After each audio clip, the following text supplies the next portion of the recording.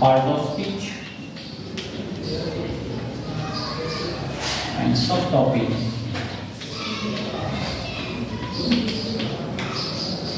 That is pronoun.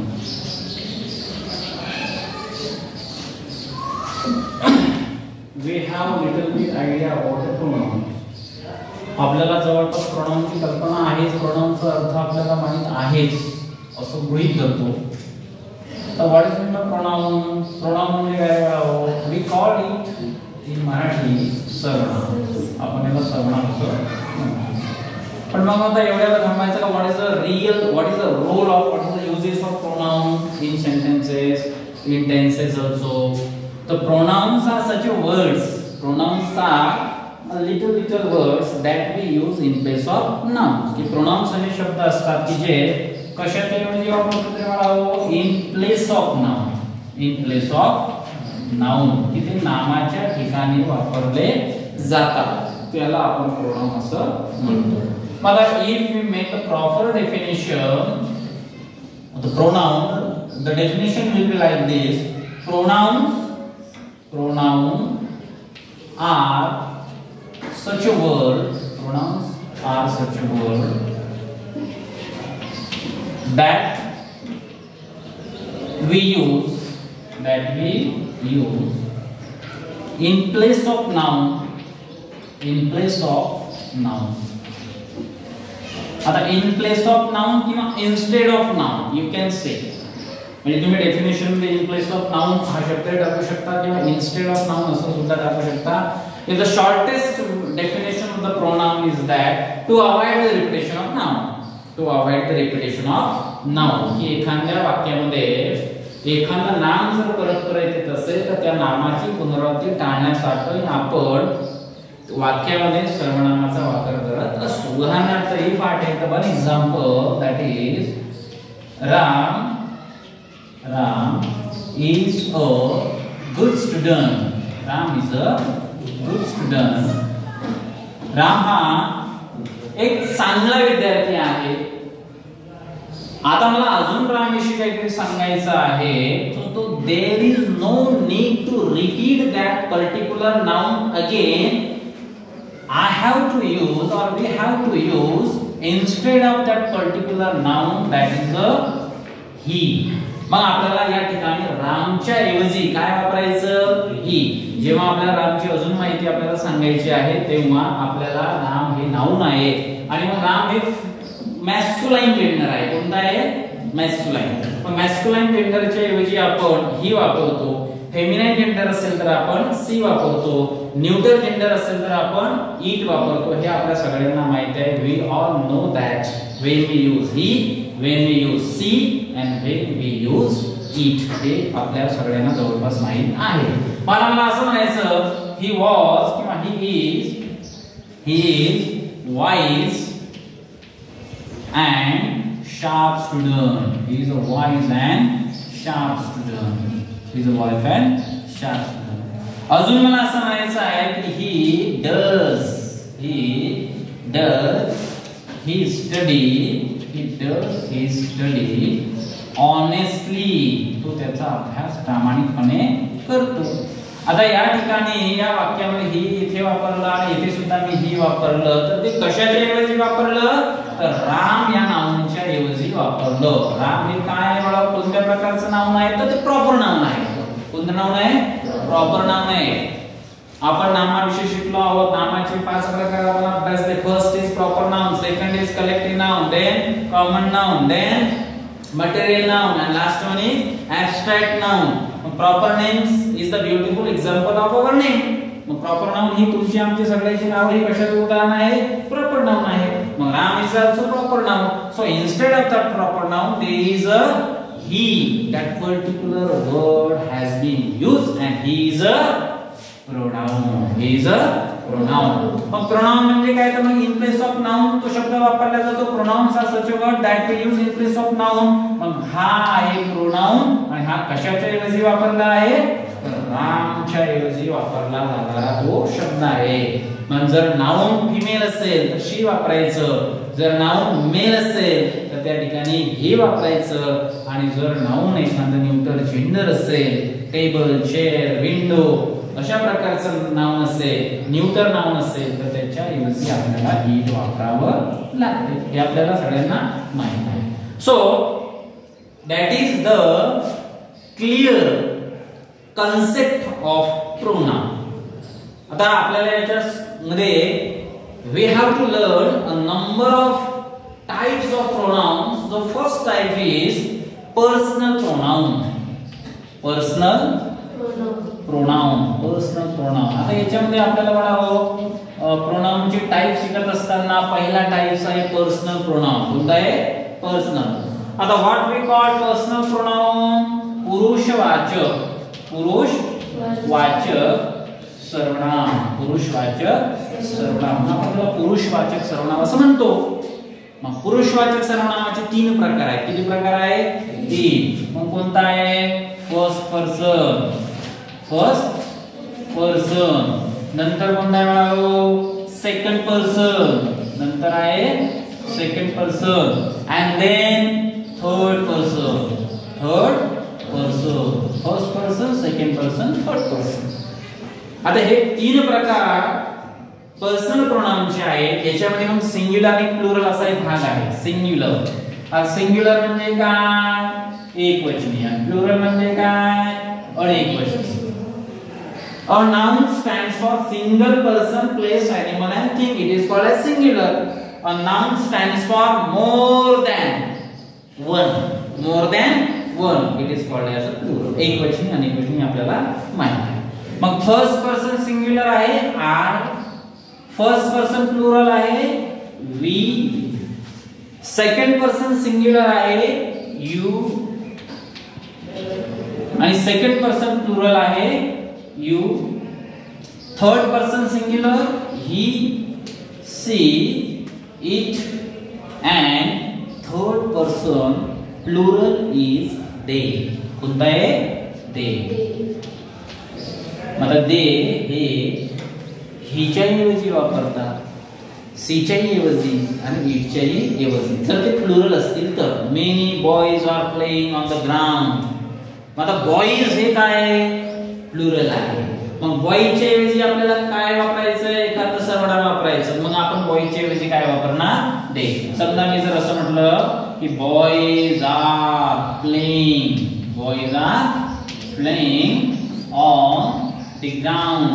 ती मुले मैदानावरती खेळत आहेत. आता नाउन कोणतं आहे याच्यामध्ये? बॉय म्हटलं का मी? नाही, मी बॉयज म्हटलं. काय म्हटलं?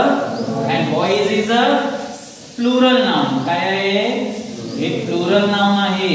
आणि मग जर प्लुरल नाउन असेल तर त्या प्लुरल नाउनच्या ऐवजी आपल्याला प्लुरल सर्वनामच वापरावे लागेल. सिंग्युलर मॅस्क्युलाइन जेंडर असेल तर ही. सिंग्युलर फेमिनाइन जेंडरचं नाउन असेल तर she. Singular neuter gender noun असेल तर इट. आणि प्लुरल मॅस्क्युलाइन असतील, प्लुरल फेमिनाइन असतील आणि प्लुरल न्यूटर असतील तर त्याच्या ऐवजी देचा वापर केला जातो. आणि मग या ठिकाणी आपण हे वाक्य असं म्हणू शकतो की या ठिकाणी प्रोनाउन म्हणजे काय? Pronouns are such word that we use in place of noun. मग या नाउनच्या ऐवजी आपल्याला वापरायचा एक शब्द. कोणता वापरणार मग? दे. कोणता वापरणार? Why we have been used here they? येथे they का वापरला आपण? Because the nouns is in the form of plural. कारण नाम हे काय आहे? अनेकवचनी आहे. आणि अनेकवचनी नाम आहे. आणि म्हणून अनेकवचनी नामाच्या ऐवजी अनेकवचनी सर्वनाम आपण त्या ठिकाणी वापरलं. मग in this way this sentence will be they are playing on the ground. They are playing on the ground. तर अशा पद्धतीने आपल्याला प्रोनाउनचा वापर वाक्यामध्ये करावा लागतो.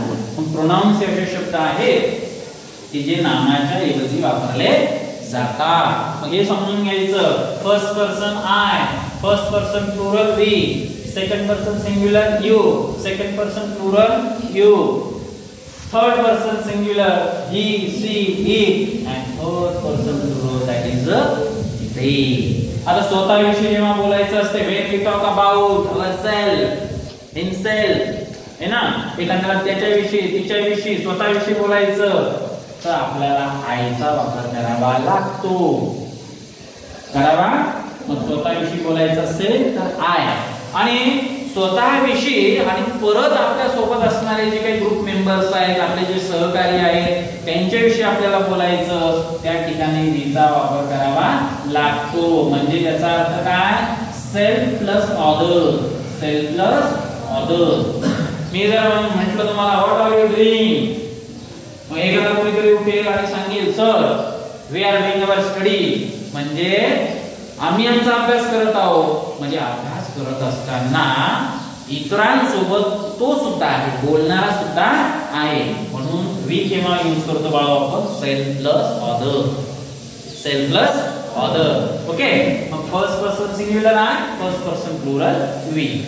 स्वतःविषयी बोलणारे, स्वतःविषयी बोलणारे फर्स्ट. आता दुसऱ्याविषयी बोलायचं आपल्याला, सेकंड पर्सन आहे, the person who stands in front of us. The person who seated in front of us and we would like to talk with them, है ना. त्यांच्याविषयी आपल्याला बोलायचं तर आपल्याला यू चा वापर करावा लागतो. आता उदाहरणार्थ तुम्ही इथे सगळे जण बसलेले आहात तर मी एकाला यू म्हणू शकतो आणि तुमच्या अनेकांना सुद्धा यू म्हणू शकतो. There is no change, there is no change. पण मीनिंग मध्ये चेंज आहे मात्र. यू म्हणजे तू आणि यू म्हणजे तुम्ही. इथे यू चा अर्थ काय आहे, तू, आणि इथे यू चा अर्थ काय आहे, तुम्ही. Why do you absent yesterday? If I ask a question to one singular person, one singular student, why do you absent Nagesh yesterday? मी नागेशला विचारलं तू absent का होता, एकालाच विचारलं, आणि त्याच्यासोबत अजून काही आहे, अजून 10-12 स्टुडंट्स आहेत की ते काल शाळेत आले नव्हते. मी असं म्हणू शकतो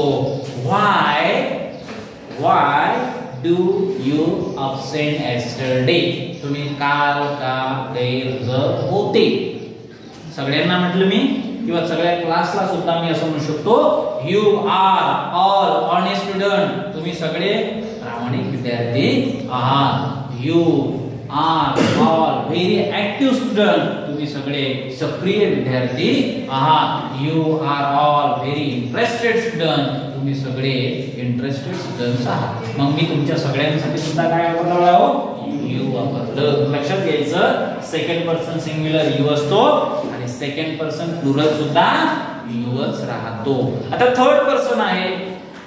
आता आपल्याला तिसऱ्या विषयी बोलायचंय की the person is far away from us, किंवा who is not in between us, किंवा जो आपल्यामध्ये नाही किंवा आपल्यापासून दूर आहे, आपल्यापासून थोड्या अंतरावर आहे, तर त्याला आपण म्हणतो थर्ड पर्सन. काय म्हणतो? मग मी म्हटलं where is the Ram, sir look at that, he is playing on the ground. तो मैदानावर खेळत आहे. अरे राम कुठे? Sir he is absent today. तो आज अब्सेंट आहे, तो आज शाळेत आलेला नाही. म्हणजे आपण तिसऱ्या विषयी बोलतो. आणि मग तिसऱ्या विषयी एकाविषयी बोलायचं असेल, एका पुरुषाविषयी, एका मुलाविषयी ही, मुलीविषयी स्त्रियाविषयी बोलायचं असेल तर सी, आणि न्यूटर. काही निर्जीव नाम असतात, त्या निर्जीव नामाच्या ऐवजी त्या ठिकाणी ईचा वापर केला जातो. जसं टेबल असं म्हणायचं, table is broken by the student. Table is broken by the student. मी असंही म्हणू शकतो, it is broken by the student. It is broken by the chalk. Sorry, it is broken by the student. This is the chalk. What we called it? Chalk. A name is given to this thing, that is a chalk. Mag chalk is helpful for writing. Chalk is helpful for writing. मग मी असं म्हटलं, खडू हा लिहिण्यासाठी उपयोगी आहे, लिहिण्याला मदत करतो. आता मला chalk म्हणायचं नाही, मी आता काय म्हणेन, it is helpful for writing. It is helpful for. मग आता chalk च्या ऐवजी मी सर्वनाम कोणतं वापरलं? कोणतं वापरलं? म्हणजे निर्जीव नामाच्या ऐवजी ही या सर्वनामाचा वापर केला जातो. ओके. पण ही थर्ड पर्सन सिंग्युलर झाली. आता या थर्ड पर्सन सिंग्युलर चा प्लुरल काय होतो बाळा? हो, दे होतो. काय होतो? दे. अनेक मुलं असतील, दे वापरा. अनेक मुली असतील तरी दे. आणि अनेक निर्जीव नामे असतील तरीही दे, हे लक्षात घ्यायचं. आता पर्सनल प्रोनाउनचे 3 टाइप्स लक्षात आले. First person, second person, third person. प्रथम पुरुषी, द्वितीय पुरुषी आणि तृतीय पुरुषी. प्रथम पुरुषी एकवचनी ही, सी, इट. सॉरी, प्रथम पुरुषी एकवचनी आय, प्रथम पुरुषी अनेकवचनी वी. द्वितीय पुरुषी एकवचनी यू आणि द्वितीय पुरुषी अनेकवचनी यू. तृतीय पुरुषी एकवचनी ही, सी, इट आणि तृतीय पुरुषी अनेकवचनी होतो दे. काय होतो? आता एवढ्यावर थांबून चालत नाही. If we want to acquire command over English and if you would like to acquire command over grammar, so we have to understand the detailed study of the part of speech and also we have to understand the detailed study of personal pronoun. ना personal pronoun आपल्या detail समजून घेणे गरजेचं आहे. आता याची काही षष्टी आहे, याला आपण केस म्हणतो. काय म्हणतो? केस. आता सब्जेक्टिव्ह केस, सब्जेक्टिव्ह केस. त्याच्यानंतर आहे ऑब्जेक्टिव्ह केस. काय आहे? ऑब्जेक्टिव्ह केस. नंतर आहे पॉझेसिव्ह केस. पॉझेसिव्ह केस आहे. सब्जेक्टिव्ह केस म्हणजे काय? I, we, you, he, she, it आणि दे.